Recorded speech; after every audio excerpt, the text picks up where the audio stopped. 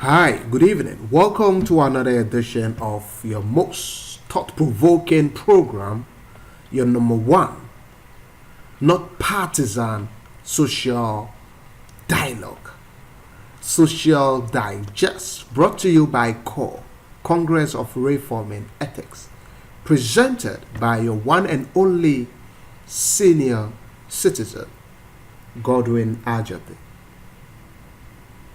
What are we digesting today? A very, very interesting topic. A topic that actually liberates us as an individual, as a society, and as a nation. And it's education. Education. Education. For a couple of months, this has been in the public domain. In the emergence of free SHS. And I recall a proponent of free SHS who is actually of the view that the reason Ghanaian or Ghana is not developed in spite of all the resources and the stores we have, is because majority of Ghanaians are not educated. And that these free SHS will make majority of Ghanaians educated. What the gentleman failed to acknowledge is that Ghana is not actually run by the uneducated, but the educated. The affairs of this country were not actually run by the uneducated, by the educated. And in fact, it is the educated that are destroying this country. It is the educated that are destroying this country, that are retarding the growth of Ghana. And we will go into that later on in our next presentation. And when we talk of free, especially coming from a government, also reminds me of a Gladiators movie that I watched. And in the movie, the king has his own favorite. The queen also has his own favorite. The king's favorite happens to be this ferocious gladiator, thick, tall, giant, ruthless gladiator. And the queen favorite happens to be this handsome dude, and he fights with skills. And one day there was a bout between the king's favorite and the queen's favorite. The queen was elated, was so happy, and told the king, "Let's bet, king, let's bet." And the king said, "You want to bet with me?" And she said, yes, let's bet. She was so happy. And the king said, "Okay, let's bet. How much?" She made mention of some huge amount of money, like $100,000. The king laughed and said, wow, $100,000. Okay, no problem. Guess what the king said? In addition, he said, "It will be a pleasure winning my own money." It will be a pleasure winning my own money. Because whatever the queen had was given to her by the king. And she wants to use that to bet. So the king said, "It will be a pleasure winning my own money." You see, when it comes to free from government, whatever government have to do, whatever it is for us, is our own money. It's the citizenry money. It's the nation's money. So when the government comes and say they are doing this for free, fellow citizens, please tell them it will be a pleasure paying for it later on. Because it is our own money. Well, anything that comes and say it is free from a government, we should tell them it will be a pleasure paying for it later on. But this presentation is not about free education, whether it's free now, free tomorrow, or free to come. No. It is about the type of education we are actually subjecting the youth of this country to. The type of education. Hence the title of this presentation, MISEDUCATION of Ghanaians. MISEDUCATION of Ghanaians. What really is education? What is education, folks? What is education?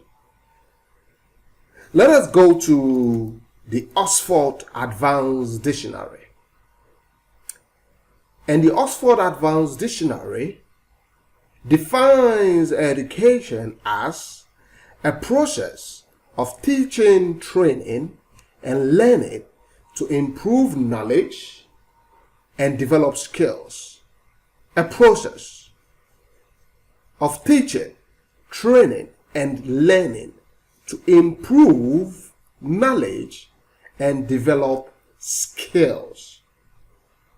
Folks, this is what the Oxford Advanced Dictionary defines education to be. So, which of these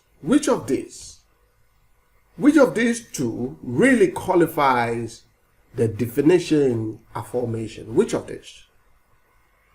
Academic education, involving a lot of reading and writing rather than practical and technical skills. Vocational education, connected with knowledge and technical skills needed to do a particular job. Which of these really, per the definition we read, which of these qualifies? Academic education, involving a lot of reading and writing rather than practical and technical skills. Vocational education, connected with knowledge and technical skills needed to do a particular job. May I ask a question, folks? Suppose two people aspire to be educated in, let's say, mechanics, and one went to the apprenticeship way, the apprenticeship way for 4 years, and was able to create his own engine model, fix mechanical problems.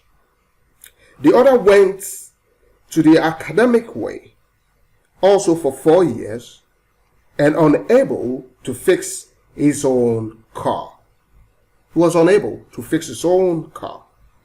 Which of these two people would you say is educated per the definition of education aforementioned?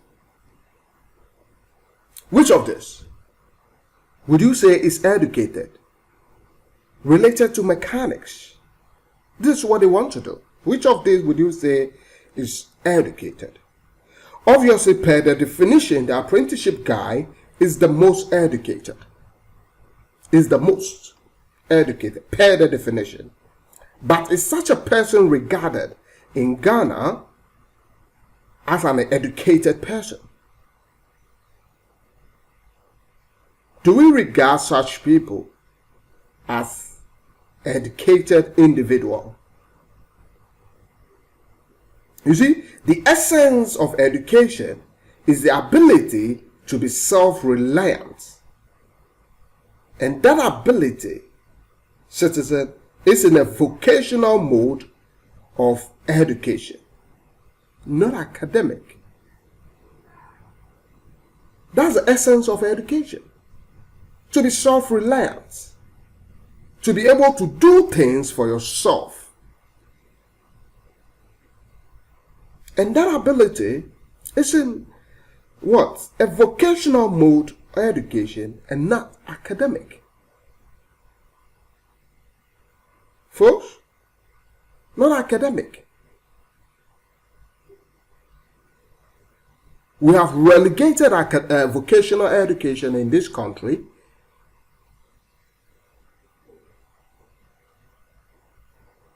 Okay? When for some reason a child is unable to perform academically in class, what do we say? Oh, ane akase nini na anuchumo. Mane kostu ya insanu ejuma.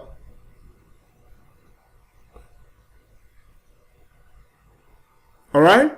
And mostly I don't blame them. I don't blame parents, such parents who say that, because our main education, all right, the mainstream education in this country is academic.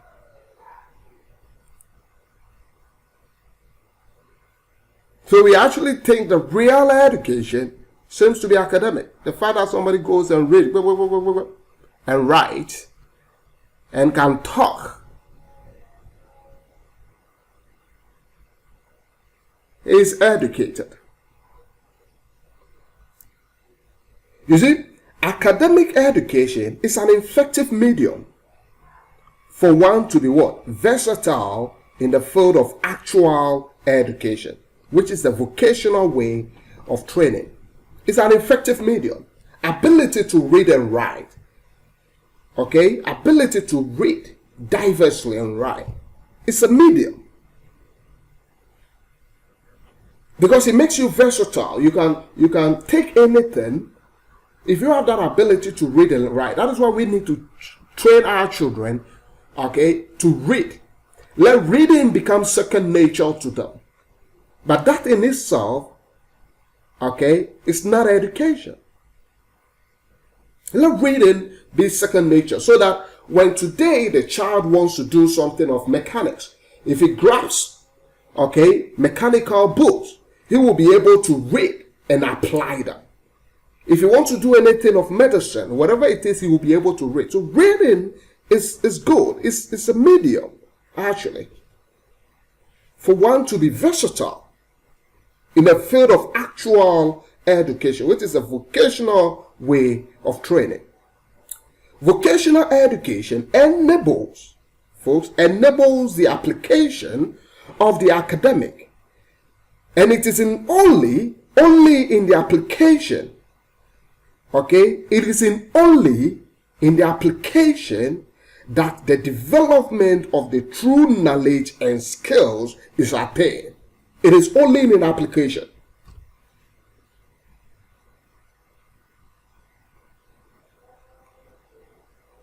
Several occasions, I mean, people will read. You read a book and read and read and read. Okay? Applying whatever it is that you read, you find out that you rather grab much more knowledge in applying whatever it is that you read than even the reading.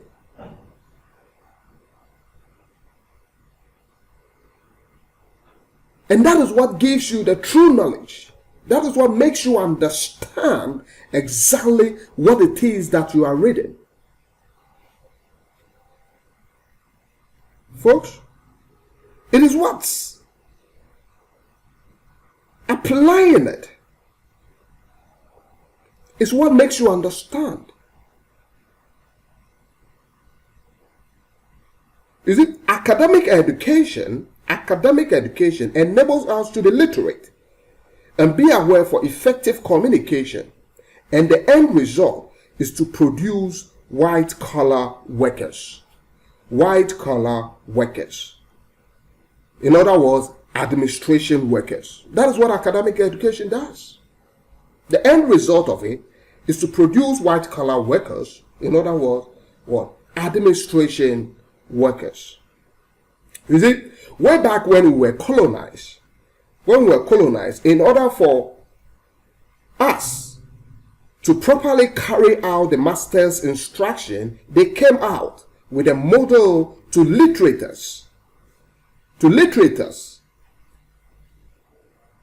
That is the ability to read and write, to enable us communicate to them and to effectively carry out the master's instructions to do their bidding. So when we were colonized, this is what it is. Our great-great-grandfathers were very, very much educated. They were very, very much educated. But when we were colonized, okay, the whites came out with a model of education to literators, which is academic, to read and write. To read and what? Write. That's why in those days they refer to some of them as cratchy. And guess what? After they've trained us, what did they put us? They placed them in records bookkeeping, in administration processes, because that kind of education produce what we call a white collar workers, administration workers. Sadly, after decades of independence, we constantly held on this model of literacy in the name of actual education and gave precedence to those who are literate and fluent in the English language, in the master's language, over those who are real educated, which is the acquisition of skills and knowledge. Folks, this is it.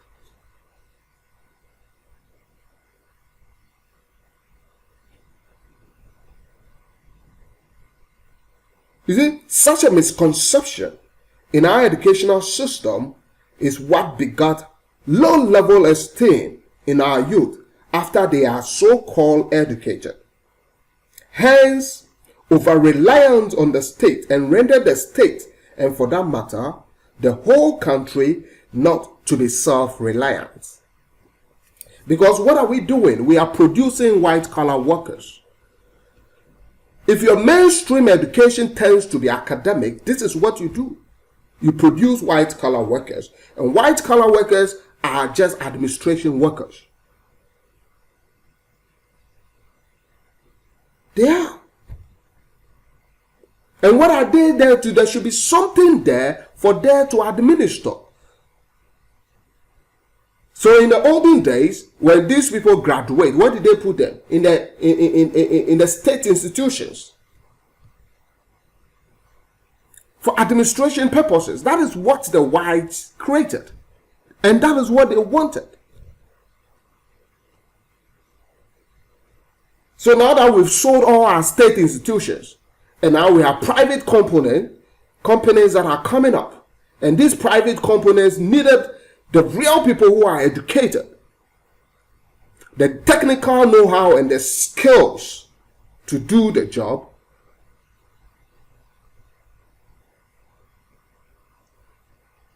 We are not getting them. And the Chinese and other countries are rather coming into the country and be taking petty jobs that Ghanaians must have the skills and knowledge to handle. Folks, when people are educated, which is what? The acquisition of knowledge and skills, not all skills and skills, they are self-reliant. I will give you two obvious examples. Let me give you two obvious examples. Take 100 youths trained in a skill-oriented discipline, in other words, vocational model of education, and 100 in what? Academic discipline, which happens to be our mainstream what? Education. After being trained, the thoughts of those trained in a vocational institute is that of a self-reliant. Listen to them most of the time. After being trained, when they interview them, okay, all that they will say, no, I'm now going to run my own business. Because the core functions of any business, or most businesses, are vocational. The core function of most businesses are vocational. Compared to those in the academic discipline, their thoughts are that of going to look for a job. And it's all over us. They are taught because they have no skills. Their thoughts is going to look for a job.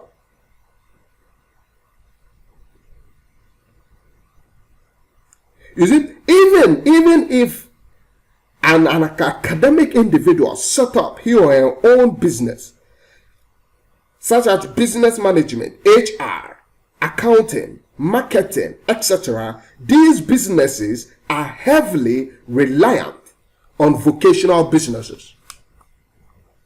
They are heavily reliant on vocational businesses.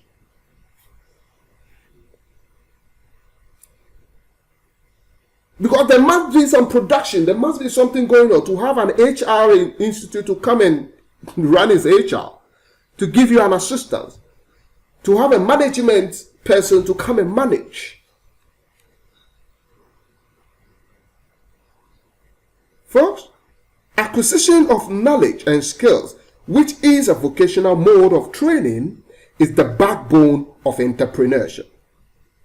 It's the backbone of entrepreneurship. 95% of entrepreneurs are skillful individuals. 95%. Think of them. They are skillful individuals. Most giant industries will do. Look at the owners. Most of them are skillful individuals. We talk of Steve Jobs, Bill Gates, and the rest. All these are skillful individuals. Even those that are not skillful build their businesses on the backbone of the skillful ones. Build their businesses on the backbone of the skillful one. If you are not skillful and for some reason you have some idea and want to set up your own business, you need to look out for skillful people, okay, to build your business. Sadly, vocational training has been relegated and academic is given precedence over vocation. Are we then surprised to see thousands of the youth coming out of school today and heavily reliant on the state to provide jobs? Are we then surprised? Are we then surprised? Academic-based education only does not make one self-reliant, but it rather enslaves us. This is why after decades of independence, Ghana, and for that matter Africa, is still under the subjugation of the West. And countries that are self-reliant, look at them. Germany, Korea, China, and the rest. These are vocational based education countries. Google it. Find out most of the schools that majority of their schools are vocational based. And this is why they are self-reliant. Folks, this is the reason why they are self-reliant. Countries are not built on academic only mode of training. No. They are not built on academic only mode of training. Countries are built on vocational mode of training. About 95% of colleges and universities of countries that are self-reliant are vocational institutions. You can Google it. They don't just put the youth in the classroom and literate them and let them read. Emphasis is actually based on technical skills, subjecting the youth to technicality, to application of whatever it is that they are reading and writing. Until we rethink our education, we will be literating our youth, the youth of this country, and for that matter, our future leaders. Okay? And for that matter, the future leaders of this country, in the name of education. We will be literating them in the name of education. Until we rethink and place emphasis on a vocational mode of training, we shall be literating them.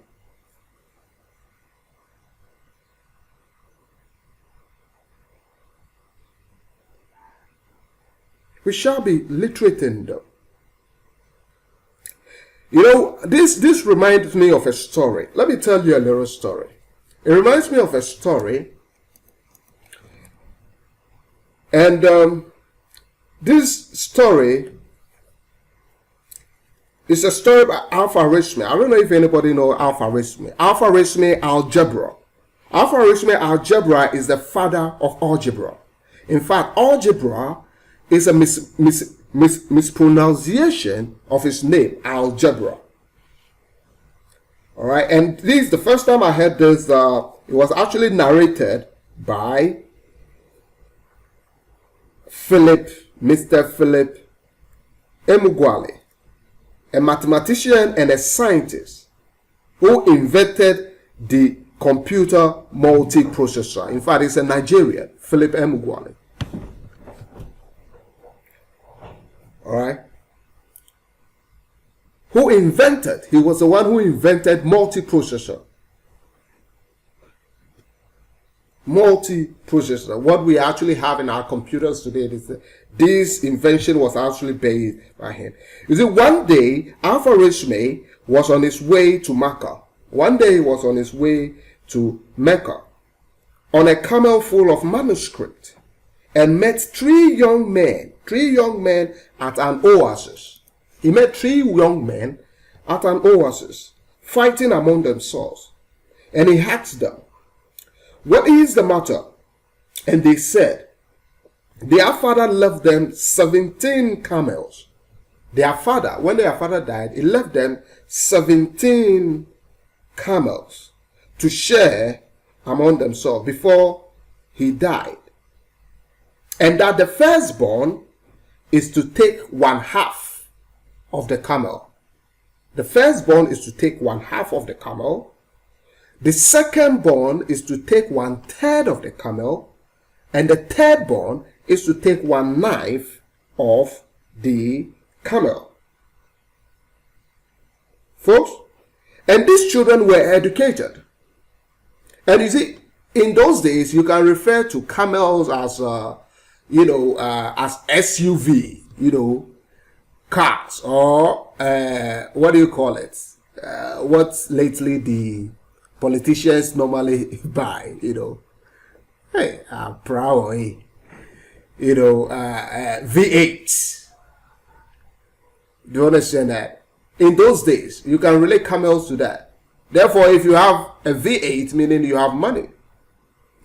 You have an SUV, meaning you have money. Therefore, if you have 17 SUVs, you're a rich person. And such a rich person knows the essence of education. So definitely, he educated the children. And he gave them 17 camels and asked them to share this among themselves. And the children knew very well that 17 cannot be divisible by 3 because they knew. They've been to school. They were literate. So they knew 17 cannot be divisible by 3. So this has been the argument. In fact, they were arguing. They also do not want to kill any of the camels. Killing camels is like, cutting one SUV and then dividing it among themselves. And this has been the problem. And this has been the problem. And Alpha-Risme said to them, okay, if that's the case, then why don't you take my camel? Take my camel, add it to the 17, making 18, and divide it among yourselves. And they said, no. Alpha-Risme, from here to Mecca is a very long, far distance. It's a very far distance, and you will need your camel. Alpha-Risme said to them, don't worry, just take my one camel, add it to your 17, and share it among yourselves. So they did. Alpha-Risme insisted, so they did. Folks, therefore, adding one camel to 17 is making what? It's equal to what? 18. So now they have 18 camel to share among themselves. The firstborn is to take 1/2 of the camels. Therefore, 1/2 of the camels of 18, half of 18 equals 9. Meaning the firstborn have to take 9 of the camels. The second born is to take 1/3 of the camels. Folks, 1/3, and 1/3 of 18 equals what? 6, meaning the second born has to take 6 of the camel. And the third born is to take 1/9 of the camel. Therefore, 1/9 of 18 is equal to 2. The third born is to take 2 of the camels. When you put all that together, fellow citizens, when you put 9 plus 6 plus 2 gives you 17. When you put 9 plus 6 plus 2 gives you 17.